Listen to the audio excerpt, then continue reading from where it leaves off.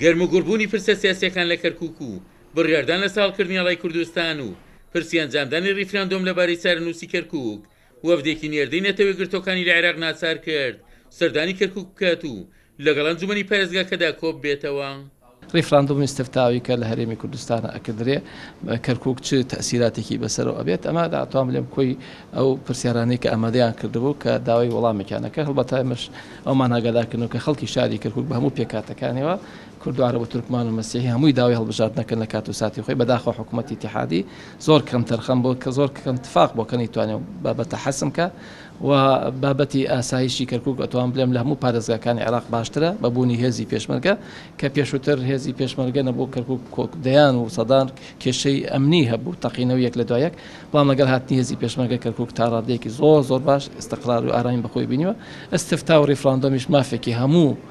نەتەوەیەکە لە هەموو جیهانە پێی یاسا نێودەوڵەتەکان هەر کاتێک ئەو ریفراندۆمە لە کوردستانیش کرا کەرکووکیش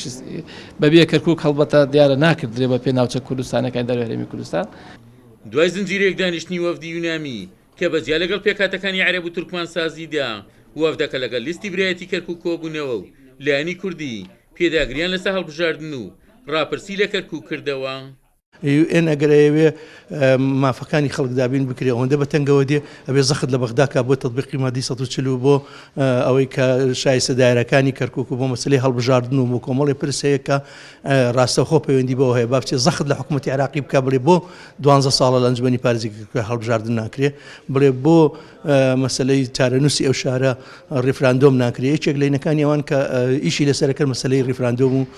هەڵبژاردنەوە و جۆرەگرتنە لە ڕێی خەڵک لە باتیەوەی بێ جۆ لە دوو حزبی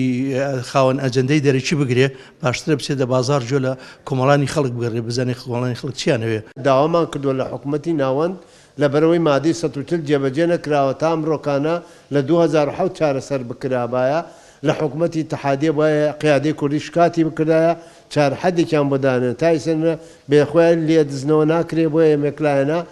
ئاڵای کوردستانمان هەڵکرد و ئەبێ ڕاپرسیش لە کەرکووک ئەنجام بدرێ بۆ یەکلاکردنەوەی چارەنووسی کەرکووک و متحیدە ئەگەر ڕاست بکا بێ پشگیری لە داواکەی ئەمە بکە نەکو دژی بوەستێت.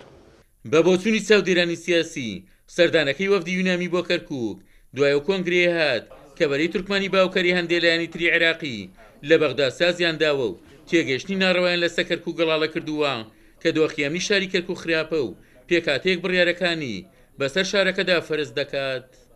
جیاواز لە سەردانەکانی پێشویان سەردانەکەی ئەمجاری وەفدی یونامی بۆ کەرکووک پێشوازیەکی گەرمی لێ نەکرا و پێشیان ڕاگەیەندرا پرسەکانی کەرکووک خەڵکی کەرکووک خۆیان بڕیاری لەبارەوە دەدەن و ئەجێندای وڵاتانیش لێرە جێی نابێتەوە.